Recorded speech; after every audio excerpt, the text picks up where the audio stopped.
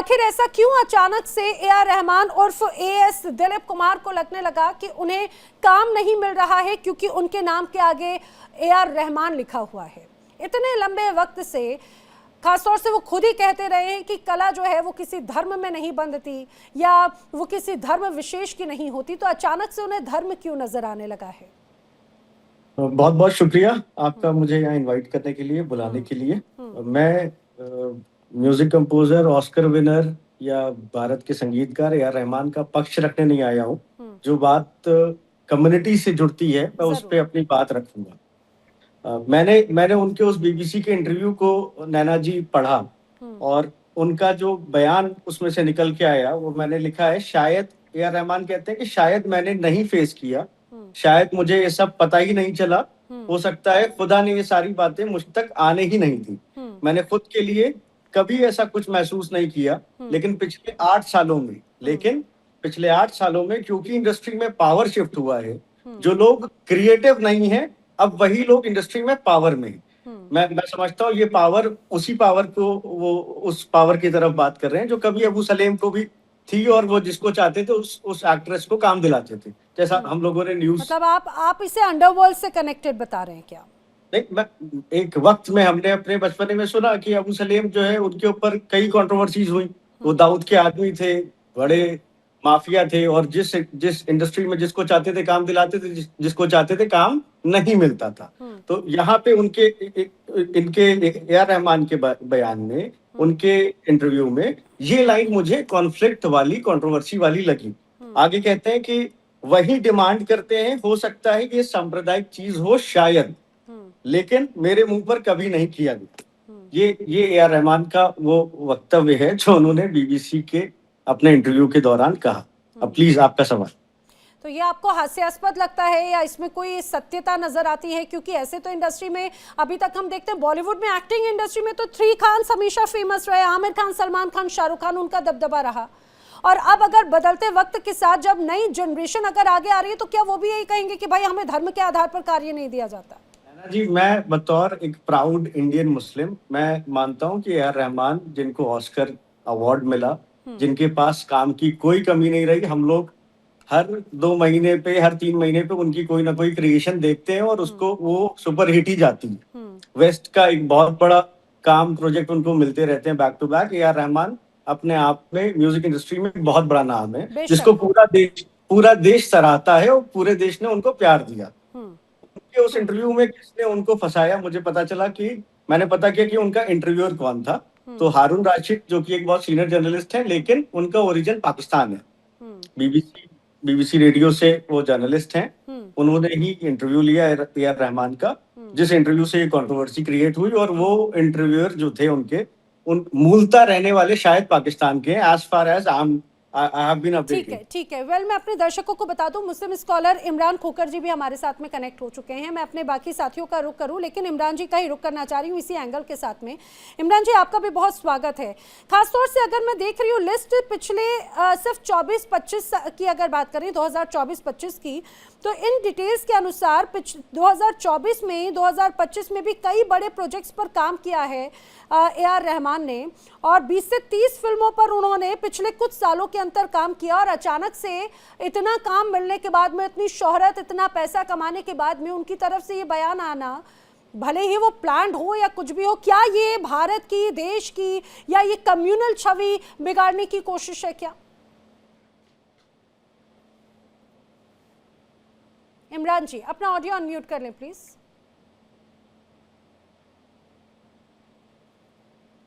इमरान खोकर जी, इमरान खोकर जी, आपका ऑडियो अभी भी म्यूट है।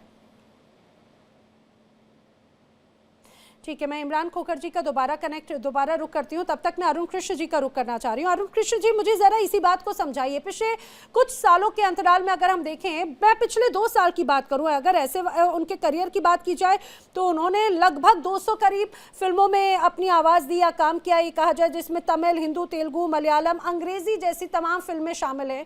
किसी में आवाज़, किसी में म्यूज़िक, किसी में अलग तरह की उनकी भूमिका मुख्य तौर पर नजर आई है, और कई बड़े अवार्ड्स उनके नाम भी रहे हैं। हैं। 1992 से लेकर अभी 2025 तक, 26 को मैं काउंट नहीं करूंगी, कई अपकमिंग प्रोजेक्ट्स हैं।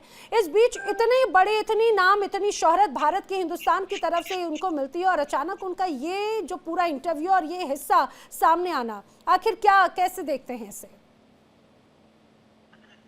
ये नमक हरामी है। नमक हरामी के सिवा इसको कोई और शब्द दे नहीं सकते आप। और नमक हरामी कोई ये पहला केस नहीं है। वो 10 मुसलमान डॉक्टर भी नमक हराम है जिनको इस देश ने डॉक्टर बनाया, एमबीबीएस जैसी पढ़ाई करवाई, उनको शिक्षा के लिए अनुदान दिए और बाद में वो 5 वक्त की बल्लभगढ़ में नमाज पढ़ के और जाके फट गए। कहाँ फटे? उसी देश ने, जिस देश ने उनको शिक्षा, समान अधिकार और एक डॉक्टर जैसा बड़ा पद दिया, एमबीबीएस जैसे डॉक्टर बनाया। तो ये नमक हरामी एक हामिद ये दिल्ली बॉम्ब ब्लास्ट से रिलेटेड आप बात कह रहे हैं, मैं स्पष्ट कर दूं जी। और ऐसे नमक हराम आपको मंदिर और मदरसों में हर दिन पकड़े जाते हैं। कोई स्लीपर सेल में, कोई मशीन, कोई नोट बनाने की मशीन चला रहा है, कोई 50,000 कारतूस निकल रहे हैं और कई स्लीपर सेल निकल रहे हैं, कई अलकायदा से निकले, रोज पकड़े जाते हैं। ऐसी एक नमक हराम है हामिद अंसारी, जिसको इस देश के जनता ने ही इस देश का उपराष्ट्रपति बनाया। पूरे जीवन उसने उपराष्ट्रपति बन के मलाई खाई। जैसे ही उस नमक हराम को उपराष्ट्रपति के पद से हटाया गया, उसने क्या कहा कि इस देश में मुसलमान सुरक्षित नहीं है, हमें मुसलमान होने से डर लगता है और मुसलमान के साथ भेदभाव होता है। वो नमक हराम जो पूरे जीवन क्या बना रहा, इस देश का उपराष्ट्रपति जैसे बड़े पद, इस देश में केंद्रीय मंत्री जैसे बड़े पद उसने पाए। इसे कुछ और किसी और शब्द से बुला नहीं जा सकता, लाग लपेट करके ये नमक हरामी है। क्योंकि आने वाले समय में देखो, जो व्यक्ति अपने धर्म का वफादार, निष्ठावान नहीं रहा, वो कैसे वफादार रहेगा किसी कार्य का? ये पहले हिंदू था। और जितने भी, मैं तो इन वारसी जी हैं जो बैठे हुए हैं, बड़ी सच्चाई से ये कैसे बोल रहे हैं, मैं गारंटी से बोल सकता हूँ ये सुन्नी मुसलमान नहीं हो सकते। अगर इन्होंने सच बोला है तो मैं लिख के दे सकता हूँ, ही इज नॉट सुन्नी मुसलमान। अगर सुन्नी मुसलमान ये हो सकता सिया हो या कुछ और हो, सुन्नी नहीं है ये।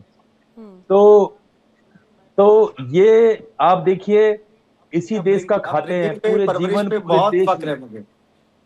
हाँ जी, मैं एक प्राउड हिंदुस्तानी सुन्नी मुसलमान हूँ और मुझे अपनी परवरिश पे बहुत गर्व है।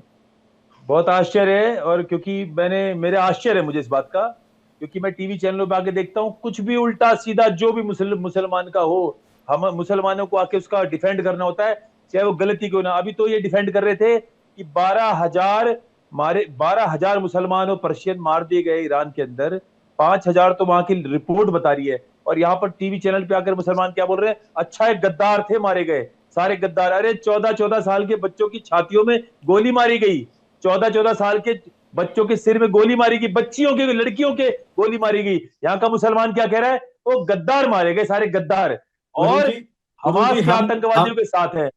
गुरुजी, हम जिस मिट्टी पे, हम लोग जिस हिंदुस्तान की इतनी सुकून की मिट्टी पे पैदा हुए, इस सुकून की मिट्टी ने हमें जो सबसे पहला तोहफा दिया वो ये दिया कि यहाँ के 20% मुसलमान, यानी कि तकरीबन 20-30 करोड़ मुसलमानों को 80% हिंदू भाइयों ने चारों तरफ से घेर के ताकत दे रखी है। हम उस एहसान को नहीं भूल सकते। चलिए, तो बहुत अच्छी बात है। बड़ी आपकी बातें बड़ी मर्मस्पर्शी हैं, लेकिन मुझे लगता है आचार्य अरुण कृष्ण जी, इसमें कोई शक नहीं है, इसलिए नहीं है, आशा करता हूं कि ये इसमें कोई शक नहीं। देखिए, ए.आर. रहमान की तरफ से जो बयान सामने आया, वो भी बखूबी जानते हैं कि हिंदुस्तान ने उन्हें क्या दिया, क्या नहीं दिया। लेकिन अजय गौतम जी, दरअसल उनके उस बयान को अलग अलग रूप में जरूर देखा जा रहा है। उनका जो इंटरव्यू था, उसमें सवाल पूछा गया था, क्या तमिल बैकग्राउंड के आर्टिस्ट को बॉलीवुड में डिस्क्रिमिनेशन का सामना करना पड़ता है? लेकिन इसके बाद ए.आर. रहमान ने जवाब दिया कि पर्सनल एक्सपीरियंस शेयर करते हुए कि काम की तलाश में वो नहीं है, बल्कि काम उनके पास में आना चाहिए। लेकिन ऐसा लगता है कि शायद कम्युनल स्थितियों को ध्यान में रखते हुए उनके पास में काम नहीं आता है। हालांकि उन्होंने ये कहा जाए कि इंडस्ट्री की बदलती डायनामिक्स और क्रिएटिविटी को लेकर बात कहते कहते वो कम्युनल की तरफ चले गए। तो ये उनके मन के भाव थे, मन की पीड़ा थी, आखिर ये है क्या? और जैसा कि यहाँ पर अभी हमने सुना कि वारसी साहब कह रहे हैं कि भाई ये भारत की छवि को बिगाड़ने की कोशिश है। देखिए, सबसे पहले तो मैंने भारत सरकार से अनुरोध किया है, सुबह ही मैंने मेल भेजी है कि इनको जो पद्म श्री और पद्म विभूषण दिया है, इनको अल्लाह रखा साहब को, वो वापस ले लिया जाए। क्योंकि ये जो बात कर रहे हैं देश की एकता और अखंडता के विरुद्ध बात कर रहे हैं, और ऐसे व्यक्ति को पद्म अवार्ड देने का कोई तुक नहीं है। इसलिए सबसे पहले तो इनके जो पद्म अवार्ड है वो वापस ले लिए जाए। और दूसरी बात, अगर इनको काम नहीं मिल रहा तो अच्छी बात है, मैं तो कह रहा हूँ देना भी नहीं चाहिए, बिल्कुल नहीं देना चाहिए ऐसे व्यक्तियों को। अब देखिए, जो मेरे ख्याल से सबसे बड़ी फिल्म बन रही है रामायण, इस वक्त में जो सबसे बड़ा, मेरे ख्याल से सबसे बड़ा प्रोजेक्ट है, उसका सारा म्यूजिक का काम इन्हीं का अल्लाह रखा, ये जो रहमान के पास में है। उसके बावजूद ये कहना कम्युनल कार्ड खेलना बड़े शर्म की बात है। मतलब आप मान लिए जिस देश ने, जिस सरकार ने इनको पद्म अवार्ड से नवाजा, जिनको ऑस्कर के लिए नॉमिनेट किया है, जिनको, एक बात बताइए, जो हिंदू सिंगर्स हैं, अभी पीछे सोनू निगम ने बोला कि जब से नए लोग आए हैं, नए लड़के आए हैं, मेरे पास काम आना बंद हो गया। युग होता है, हर आदमी का एक युग होता है, हर आदमी का एक काम होता है, हर एक की जगह कोई ना कोई उसको रिप्लेस करने के लिए बना है। कोई भी आदमी फॉरएवर नहीं है। लेकिन आप बजाय इसके कि आप अपने आप को इम्प्रूव करते, आप टाइम के साथ अपने आप को बदलते। भाई एक टाइम था लोग सुनते थे उनको, आज दूसरे रिसर्चर आ गए जिन्होंने तब्दीली करी, जिन्होंने लोगों को कनेक्ट किया, अट्रैक्ट किया। आप कम्युनल कार्ड, मैं तो कहता हूँ कोई भी हिंदू प्रोड्यूसर, मैं रिक्वेस्ट करता हूँ, हाथ जोड़ के अपील करता हूँ कि कोई भी हिंदू प्रोड्यूसर AR रहमान को कोई काम ना दे, और जो रामायण के इनके दिया हुआ प्रोजेक्ट है वो भी इनसे छीना जाए। ये इस लायक ही नहीं। ये आप किस आधार पे आप ये आपकी मांग रख रहे हैं? आप उनके नाम AR रहमान की वजह से कह रहे हैं या फिर उनके इस बयान की वजह से कह रहे हैं? देखिए, एक बात सुनिए, ये वो देश है जहाँ जो कह लीजिए बिस्मिल्लाह खान साहब जो थे, हम साहब लगा के बात करते हैं बिस्मिल्लाह खान के लिए, आप समझिए, वो गंगा जी की आरती के अंदर शहनाई बजाते थे, और जब रियाज करते थे तो काशी विश्वनाथ की तरफ देख के रियाज किया करते थे। हम, जो हमारे बुजुर्गवार हैं, जो वास्तव में इस देश को अपना देश मानते हैं, जो वास्तव में इस देश की तबीयत को अपना मानते हैं, हम उनका सम्मान करते हैं। लेकिन जो लोग इस देश के खिलाफत जाएंगे, मैं तो कहता हूँ छीन लेना चाहिए इनसे। कोई भी हिंदू प्रोड्यूसर इन्हें काम ना दे, मेरी रिक्वेस्ट है, मेरी गुजारिश है। ठीक है कि ऐसे लोग, इसलिए नहीं कि उनका नाम AR रहमान है, अगर ऐसा होता तो आप मुझे बता दीजिए, क्या आज भी जो ये तीनों खान हैं, उनको देखने मुसलमान तो 20% है, बाकी की 80% टिकटें तो हिंदू ही खरीदते हैं। इनको लेके फिल्में बनाने वाले तो ज्यादा, आधे से ज्यादा हिंदू प्रोड्यूसर है। मुसलमान, क्या इस देश ने मोहम्मद रफी को नहीं चाहा? क्या संगीतकार जो नौशाद थे उनको नहीं चाहा? आप मुझे बताइए ना, कभी किसी ने कुछ नहीं बोला, सब लोग बड़े सम्मान से रहे हैं। लेकिन ये तो फैशन बन गया, आप सेक्युलर ही नहीं माने जाओगे, आप पढ़े लिखाई नहीं माने जाओगे जब तक आप इस देश को गाली नहीं दो, यहाँ की संस्कृति को गाली नहीं दो, यहाँ को ये ना बोलो हमारे साथ ये हो रहा है। अरे भैया, जितना शोषण तुम लोगों ने किया है, उतना तो अगर हम बोलने पे आ जाए तो आज कोई लोग कानों में उंगलियां डाल लेंगे। लेकिन मैं वापस से एक चीज बोलता हूँ, अगर भाई हर एक व्यक्ति का दौर होता है, एक वक्त था समाचार पत्रों में ले ली, सर इसमें कोई शक नहीं अजय गौतम जी, वक्त बदलता है और ये पीड़ा हमने देखा है, ये हर एक व्यक्ति एक बदलते दौर के साथ की बात होती है। आपने सोनू निगम का जिक्र किया, इसके अलावा कई और बड़े कलाकार लगातार यही कहते रहे, बदलते वक्त के साथ में खुद को ढालना और नीड्स के अनुसार खुद को डालना अपने आप में ये बहुत जरूरी हो जाता है। लेकिन इमरान खोकर जी, ये वही इंडस्ट्री है जिसने बिस्मिल्लाह खान की बात हो, मोहम्मद रफ़ी की बात हो, नौशाद की बात हो, और ऐसे एक लंबी फहरिस्त है। क्या कला भी अब ये कहा जाए धर्म के आधार पर देखी जाएगी? AR रहमान का ये बयान आया, उसके बाद में लगातार विवाद देखने को मिला। अब यहाँ पर चाहे बात आचार्य अरुण कृष्ण हो, आचार्य अजय गौतम जी हो या देवकीनंदन ठाकुर हो, उनकी नाराजगी यहाँ पर जायज नजर आती है या नहीं? आपका ऑडियो अनम्यूट कर लीजिए इमरान जी, अभी भी आपका ऑडियो नहीं आ रहा है।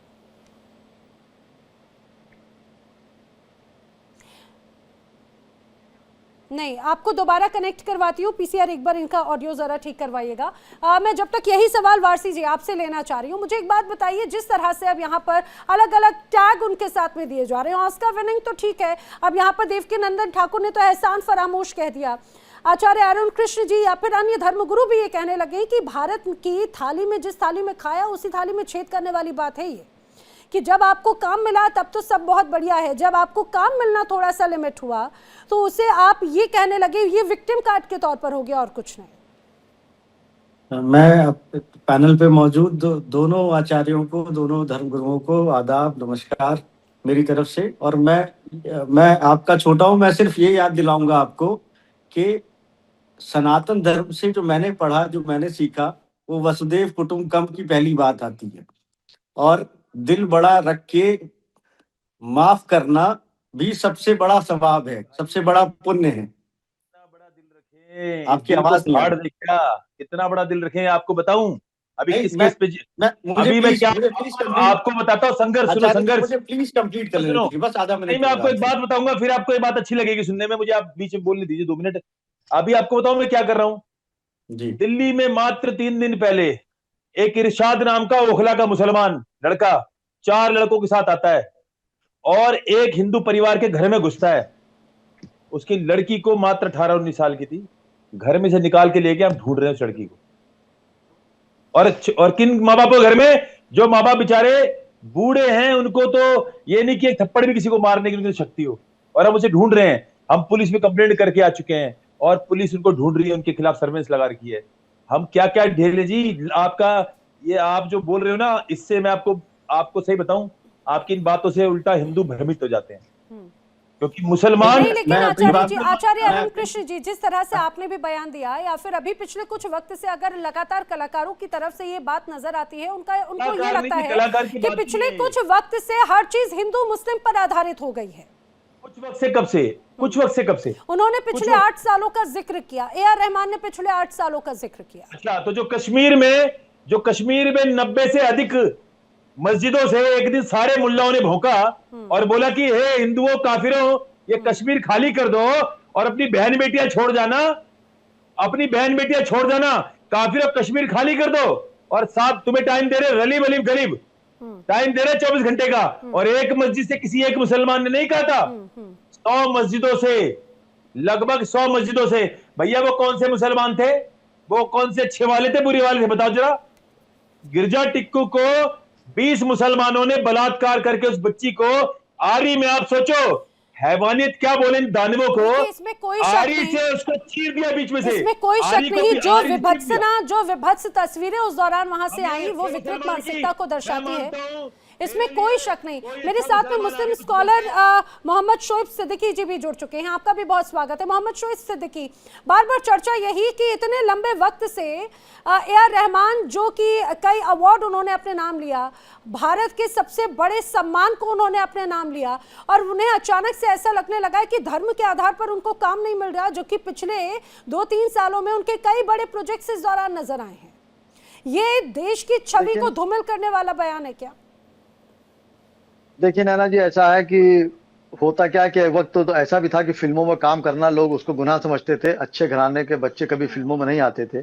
कुछ आए तो माँ बाप ने मुखालफत भी करी, लेकिन आज एक ट्रेंड चल गया है वेस्टर्न कल्चर, आदमी फिल्मों में जाना चाहता है। पहले ये बात हो जाए। देखिए, जो रहमान साहब ने बात कही है, आप देखिए होता क्या, अभी एक फिल्म आई थी, धुरंधर आई थी अक्षय खन्ना की। उनको 10 साल से काम नहीं मिल रहा था, लेकिन वो धुरंधर फिल्म में जो एक्टिंग कर दी, कहां से कहां पहुंच गया, आज उन्हीं के नाम से फिल्म हिट हो गई। तो रहमान साहब ने, मैं समझता हूँ, इस तरह का बयान देके अच्छा नहीं किया। मैं बिल्कुल साफ गोश्त कह रहा हूँ, अगर आपको काम नहीं मिल रहा है और आप ऐसे संगीतकार थे जो आपको आल वर्ल्ड जानता है, और हमारे मुल्क के प्रधानमंत्री जो भी रहे हो, हमेशा आपकी तारीफ की, तो आपने इस तरह की बात की कि एक धर्म गुरु को एक धर्म के नाम को लेकर आपने कहा मुझे काम नहीं मिल रहा है, तो आपने कहीं ना कहीं एक हिंदू मुस्लिम की बात रखने की बात कह दी। जब ये दौर नाजुक दौर से चल रहा है, हिंदू मुस्लिम का मामला आप देखिए नस नस में चल रहा है। शोएब जी, कौन सा नाजुक दौर है? देखिए नैना जी, ऐसा है कि आप भी जान रहे, मैं भी जान रहा हूँ। होता क्या, मैंने हमेशा एक बात कही कि हिंदू दिखाई दे कि मुसलमान दिखाई दे, आंखें तरस रही कि इंसान दिखाई दे, तो इस वक्त इंसान नहीं दिखाई दे रहा है। 47 के बाद से आज तक अगर आप देखें तो मुसलमान को ही हर फांसी पर रखा जा रहा है। और डिबेट पे बहुत से लोग ऐसी बातें कह देते हैं, हमारे बड़े लोग, जिसका वाक्य उस मामले में होता ही नहीं है। लेकिन मैं यहाँ पे हकीकत ये कह रहा हूँ कि रहमान साहब ने बिल्कुल गलत कहा, मैं इनकी पुरजोर मुखालफत कर रहा हूँ। लेकिन साहब ये भी कह रहा हूँ, जैसे शाहरुख खान वगैरह आप देख लिए, ये फिल्मों में जितने कलाकार होते हैं, अक्षय खन्ना ले ली, शाहरुख खान ले ली, आमिर खान ले ली, सलमान खान ले ली, इनका धर्म से मैं समझता हूँ सिर्फ नाम के रहते हैं, इनसे कोई मतलब नहीं रहता है। तो रहमान साहब ने बात कही है, जाहिर सी बात उनको ये बात नहीं कहना चाहिए। किस वजह से इन्होंने बात कही थी, मुझे हैरत हो रही है, क्योंकि इनका नाम इतना आल वर्ल्ड में मशहूर है और इन्होंने कहा धर्म के नाम से, तो जाहिर सी बात है डिबेट पे लोगों को मौका मिल गया।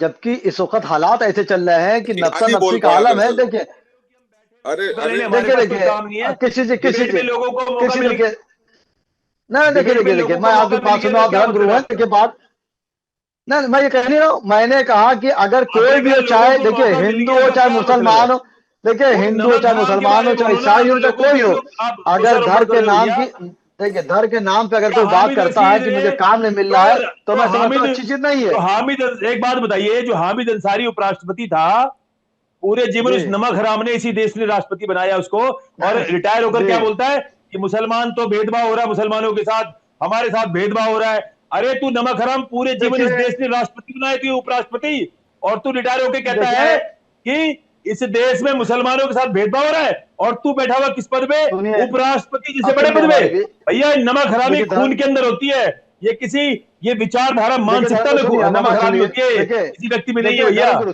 सुनिए अब मेरी सुन लीजिए, वो टोकेगा आपको नहीं। देखिए अभी आप उस आप नमक हराम के बारे में बोलो ना। आप देखिए ये क्यों कह रहे हो कि देखिए लोगों को अवसर आपने मिल गया? हमें क्या अवसर मिल गया? हम तो देखिए जानते हैं, हम तो अब जानते हैं सुनिए तो जन्नत बात की मेरी कि नहीं हकीकत। बात सुन लिया, आप हाँ, सुन हम लिए। तो जानते देखिए हैं अभी जन्नत की आपने हकीकत कि देखिए कोई अभी 72 आपने फुट की कर हूर रही पे आज तक कोई मोमिन चढ़ नहीं पाया। अरे अब उस 72 फुट, हम खामोश हो तो जाओ, अभी बात जन्नत की कर दूं। हकीकत अभी जानते आपने हैं देखिए कि देखिए देखिए 72 फुट की जो हूरें हैं भैया, मैंने उस इनको तक आवाज आज कम तक करो, कोई अभी बात मोमिन करूं मैं, पहुंचा नहीं, केवल मुल्लाओं ने इनको उनका आवाज मूर्ख कम करो, बनाया अभी है। बात कह तो दूं। हम तो जन्नत की ये हकीकत जानते इनकी हैं, आवाज कम तो करिए, हमें मत तो मैं अपनी बताओ बात करूं। मुसलमानों के बारे में। हमें हमें कोई अवसर नहीं मिला कि लोगों को अवसर मिल गया बोलने का। सुन भैया लिए, मुसलमान ऐसे ही तारीख है, उठा के चलिए देख लिए, चलिए देखिए देखिए बकवास हो देखिए सकते हैं तारीख उठा के वाराणसी देख लिए, जैसे। शोएब मुल्क से अल्लाह विकी का चलाने में जवाब ले लेते हैं। वही मैं कह रहा हूँ। देखिए पहली बात तो धर्म गुरु है, मैं बहुत लिहाज करता हूँ, चाहे आलिम हो चाहे धर्म गुरु, मैं कभी इन लोग की बात का जवाब नहीं देता हूँ, लेकिन आपने भी एक बात कही, करदई को जो उपराष्ट्रपति थे, आपने तुम ताम से बात करी, यही समझ में आ गया कि हम लोग किस म्यार पे उतर आए हैं।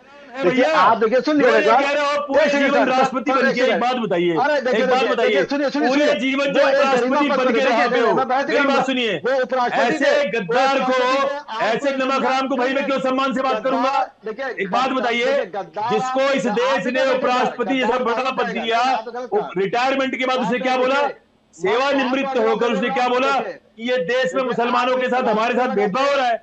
ये गद्दारी नहीं है, नमक हरामी नहीं है, बताओ। सुनिए पूरी बात, सुनिए आप सुनिए बताइए, सुनिए मैं देखिए जिस देखिए देश को आपने इस देश उपराष्ट्रपति देखिए, जिस व्यक्ति अरे को इनको इस चुप करो, देश मैं ने बात करूं अपनी, उपराष्ट्रपति बोलने जैसा दे बड़ा मेरे पद को, दिया, और तो बड़े सुनिए तो बड़े पहले बात केंद्रीय आप, मंत्री जैसे पद दिए, अरे दूसरे सुनेंगे आप, गवर्नर का पद दिया, एक बात अरे बताइए, सुनेंगे आप, जिस हामिद अंसारी को, जैसे एक ये गद्दार है नमक हराम, ये क्या नाम है इसका जो भी है, पहले हिंदू था, तुम सारे हिंदू थे, आपको भी पता ये सच्चाई।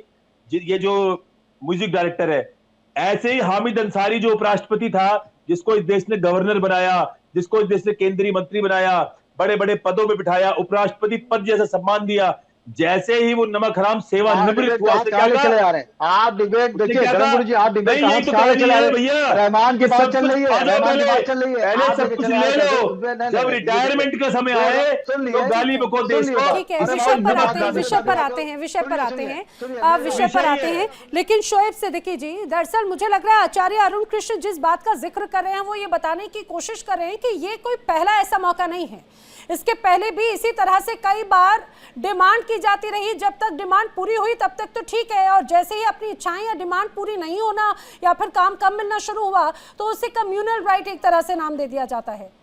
देखिए नैना जी, आपने धर्म गुरु जी को पूरा मौका दिया, मुझे बोलने दिया, मैं अपनी बात कह लूं, उनकी बात का जवाब दे दूं। देखिए होता क्या है, एक सेकंड सर सर सर मैं आप पे हाथ जोड़ा, आप धर्म गुरु में सुन लेगा मसल, कम से कम फरियादी सुन तो ले, करेंगे वही आप जो आपका दिल चाहेगा, और सुन तो लिए मेरी। देखिए होता क्या है, कल्याण सिंह जो हमारे वहां थे मुख्यमंत्री थे, फिर राज्यपाल हुए, सब जानते हैं बाबरी मामले में, लेकिन जब केस चल रहा था तो चूंकि वो राज्यपाल थे तो उन पर केस नहीं चलाया गया, तो करजई साहब उपराष्ट्रपति थे, तो आप उपराष्ट्रपति लेके गाली नहीं दे सकते हैं, आप एक बड़ी पोस्ट गाली दे रहे हैं। सुन लिए, फिर सुन लिए, क्योंकि बाबर नाम का आतंकवादी सुन लिए, इस देश में, उस बाबर नाम के आतंकवादी, उस बाबर आतंकवादी नाम की मस्जिद की कोई अस्तित्व नहीं है भैया। अरे देखो तुमने अभी दिखा दी, अभी फिर मैं गलत बात बोलूंगा, अपने आप ही अपनी हकीकत बता देते हो भैया। इसका मतलब आप यहाँ पे बैठ के बाबर नाम के आतंकवादी का पक्ष कर रहे हो, उसकी सुनिए मैं क्या कह रहा हूँ, बाबर नाम के आतंकवादी का मस्जिद का पक्ष कर रहे हो क्या यहाँ बैठ के आप? कल्याण सिंह जी ने मस्जिद तोड़वाई, हम भी कहते हैं कि बाबर के नाम की सारी मस्जिदें, इस देश में मस्जिद का कोई औचित्य नहीं भैया। ये देश सनातन बाबा हिंदू ने बहुत राष्ट्र का डिबेट देश दी है, है। बाबा पे यहाँ मैंने पर बहुत बाबर डिबेट दी नाम है। की मस्जिद नहीं, बना रहे हो। आचार्य जी ठीक है, लेकिन देखिए ये देश सभी का देश है। 1947 से लेकर अभी तक या उसके पहले भी जिस तरह से हमने देखा कि यहाँ की इस माटी में सभी का खून पसीना मिला हुआ है, इसमें कोई शक नहीं। लेकिन मैं एक बार फिर से ए आर रहमान की तरफ आती हूँ और इसका जवाब मैं लेना चाहूंगी वारसी जी आपसे। जरा मुझे समझाने की कोशिश कीजिए। देखिए आचार्य अरुण कृष्ण जी भी वही बात कह रहे हैं कि ये पहला मौका नहीं है, इसके पहले भी कई बार ऐसे मर्तबा कई बार ऐसे मौके सामने आए जब बार बार रह रहकर यही बातें देखने को मिलती रही हैं। आखिर इस तरह की मानसिकता क्यों नजर आती है? आखिर क्यों जब आपको काम मिल रहा है तब तो सब बिल्कुल ठीक है, लेकिन आपने ही ने कहा कि जो इंटरव्यू लिया गया उस इंटरव्यू का जो ये कहा जाए कि जो इंटरव्यू ले रहा था उसका दूसरा एक तरह से हिस्सा यहाँ पर नजर आ रहा था। जी इमरान माफ कीजिएगा, इमरान खोकर जी भी मेरे साथ में कनेक्ट हो चुके हैं। इमरान खोकर जी, क्या आपको मेरी आवाज आ रही है? आपकी आवाज आ रही है? आपको मेरी आ रही है मैम आवाज? जी बिल्कुल बिल्कुल आवाज आ रही है। आप विषय जानते हैं, मैं आप ही से प्रतिक्रिया लेना चाह रही हूँ कि आखिर क्या जरूरत थी इमरान खान को इस तरह से ये विक्टिम कार्ड खेलने की? नैना जी, तमाम फेलो पैनलिस्टों को मेरा आदाब अर्ज है। एक दिन पहले में मैं इस तरह की डिबेट में बैठा था और मैंने उस वक्त ये बात कही थी कि कला की प्रसिद्धि के लिए, कला की स्वीकार्यता के लिए धर्म की कोई जरूरत नहीं होती। बिल्कुल कलाकार एक कलाकार होता है, उसका कोई धर्म नहीं होता। ए आर रहमान को पिछले 20 सालों के अंदर बॉलीवुड के अंदर, हॉलीवुड के अंदर या साउथ इंडियन मूवीज के अंदर जो काम मिला है वो उनके मुसलमान होने की वजह से नहीं मिला था। वो उनको काम इसलिए मिला था क्योंकि ए आर रहमान एक अच्छे संगीतकार थे, ए आर रहमान एक अच्छे कलाकार थे। उनको जितना भी काम मिला वो उनके अच्छे म्यूजिक की वजह से मिला और वो म्यूजिक ऑल ओवर इंडिया और ओवर वर्ल्ड पसंद किया जाता था। अब लेकिन आज मसला नहीं मिल ये रहा हुआ है तो कि उनके मुसलमान होने की वजह से काम नहीं मिल रहा। रहमान ने जो अभी तक ए आर रहमान ने जो अभी तक म्यूजिक दिया था, जितनी मूवीज ने म्यूजिक दिया था, असल में वो दर्शक पिछले कई सालों में अब नदारद हैं।